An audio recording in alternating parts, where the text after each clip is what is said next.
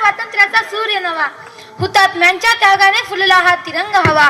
साखर दंड तुटले सारे, मुक्त झाली ही धरा, अभिमानाने गाऊ आता जय हिंद हाच नारा, जय हिंद हाच नारा.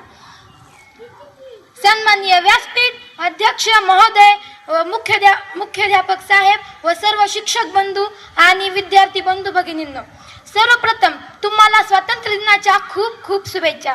मैं उस देश की नागरिक हूँ, मैं उस देश की नागरिक हूँ जिसके होठों में गंगा और हाथों में तिरंगा है. वो देश जो कभी सत्यम शिवम सुंदरम, कभी वंदे मातरम और कभी पंजाब सिंध गुजरात मराठा द्रविड़ उत्कल बंगा है. मैं उस देश की नागरिक हूँ जो हर ठुकराए हुए की शरण स्थली बन जाता है और 7 समंदर पार विदेशों को भी अपने ब्रदर एंड सिस्टर कहकर बुलाता है. यही प्रेम की पूज्य भूमि भारतवर्ष कहलाता है, भारतवर्ष कहलाता है. आजचा दिवस उजडला तोच मुळी एका वेगळ्या ऊर्जेने, एका वेगळ्या अभिमानाने. 15 ऑगस्ट हा दिवस केवळ कॅलेंडरवरची तारीख नाही, 15 ऑगस्ट हा दिवस केवळ कॅलेंडरवरची तारीख नाही, तर तो आहे कोट्यावधी भारतीयांच्या हृदयात धगधगणारी एकजोट, म्हणजे स्वातंत्र्याची ज्योत. आज आपण जो तिरंगा अभिमानाने फडकवतो त्या प्रत्येक रंगामागे एक कथा दडलेली आहे.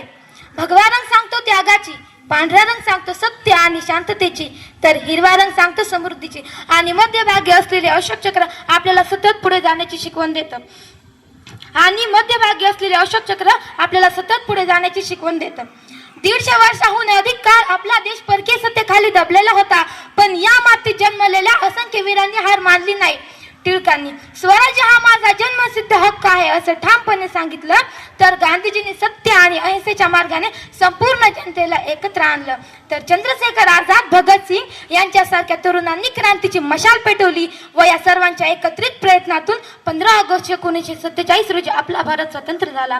किती आक्रोश तो झाला, किती रक्तांच्या नद्या वाहिल्या, किती आक्रोश तो झाला, किती रक्तांच्या नद्या वाहिल्या. मातृदेहाचा सडा पडला तेव्हा स्वातंत्र्य दिन उद्यास आला, तेव्हा स्वातंत्र्य दिन उद्यास आला. पण देश स्वातंत्र्य झाला तरी आज आपल्या समोर गरिबी, प्रदूषण, भ्रष्टाचार आणि अस्वच्छता यासारखी मोठमोठी आव्हाने आहेत. आपण भारताला स्वच्छ, सुंदर आणि सुशिक्षित बनवले पाहिजे.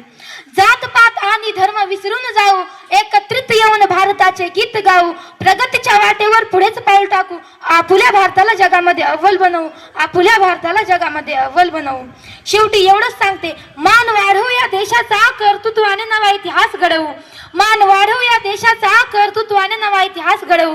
तिरंग्याच्या साक्षीने प्रगतीचा नवा मार्ग रचू, तिरंग्याच्या साक्षीने प्रगतीचा नवा मार्ग रचू.